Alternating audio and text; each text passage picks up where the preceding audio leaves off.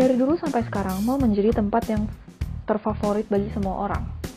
Namun, pada era digital ini, muncul sebuah fenomena yaitu retail apocalypse yang menyebabkan matinya sebuah mall. Pada nyatanya, pusat perbelanjaan berada di bawah tekanan karena kemajuan teknologi. Karena kemajuan teknologi ini, munculnya platform belanja online menyebabkan tren belanja yang berbeda pula.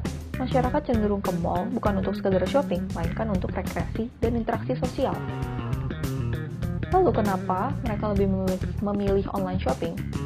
Yaitu pertama, click and collect. Mereka tinggal ketik dan semua kebutuhan terpenuhi. Meraih kemudahan, praktis, dan cepat. Lalu kedua, mereka dapat membandingkan harga, sehingga dapat memperoleh harga yang paling murah dan diskon paling tinggi.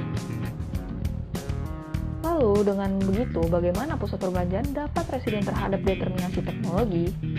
Apakah pusat perbelanjaan harus redefinisi, melihat lifestyle dan tren pada era ini berubah?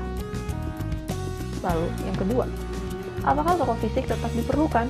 Melihat masyarakat pada zaman sekarang tinggal mengklik, tidak perlu ke toko untuk mendapatkan apa yang dia butuhkan. Jika tetap dibutuhkan, cara berjualannya seperti apa yang harus diberikan oleh future shopping mall agar tetap relevan?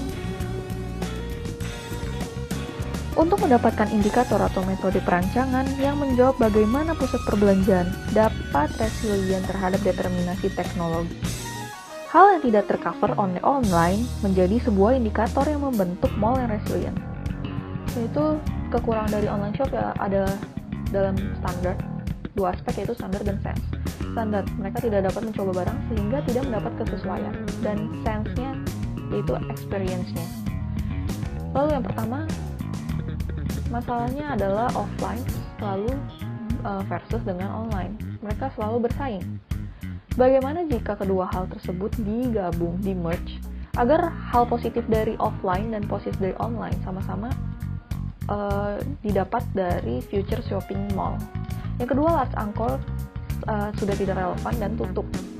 Bagaimana jika last anchor di future shopping mall diisi oleh e-commerce showroom dan distribution? Jadi, large anchor di masa depan bukan sekedar untuk shopping, melainkan sebagai tempat berjualannya, tempat toko fisiknya dari online shop yang memamerkan suatu experience retail. Lalu yang ketiga, customer experience yang terdiri dari 3 aspek, yaitu eco-friendly concept, virtual square, dan retail. Eco-friendly concept melihat pada masa depan kehidupan perkotaan yang padat membuat masyarakat ingin mencari tempat yang eco-friendly. Lalu virtual square. Virtual square yaitu tempat sosial interaksi yang memanfaatkan kemajuan teknologi yaitu virtual. Lalu redefine shopping center menjadi experience center. Di masa depan pusat perbelanjaan bukan menjadi pusat perbelanjaan, melainkan tempat untuk mencari sebagai cultural center atau sebagai entertainment atau sebagai interaksi sosial, sehingga namanya sudah tidak relevan menjadi shopping center. Lalu muncul retail spaces yang pop up karena pada masa depan orang lebih melihat tren, sehingga event-event yang muncul yaitu event yang mengikuti tren sehingga temporary. Lalu space retail bukan lagi untuk shop, bukan sekadar untuk berbelanja, tetapi sebagai stage, sebagai tempat untuk memamerkan barang jualannya. Redesign shopping center. Pada proyek kali ini saya meredesign shopping center yaitu Pasaraya Blok M.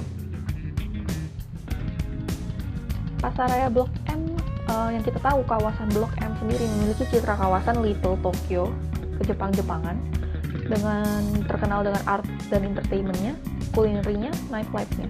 Dan juga transportasi di kawasan Blok M sudah memadai dengan MRT dan Transjakarta-nya. Kawasan Pasaraya Blok M pun merupakan kawasan TOD.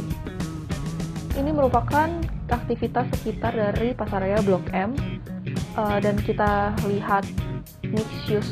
Kawasan ini merupakan kawasan mixed use. Site analysis.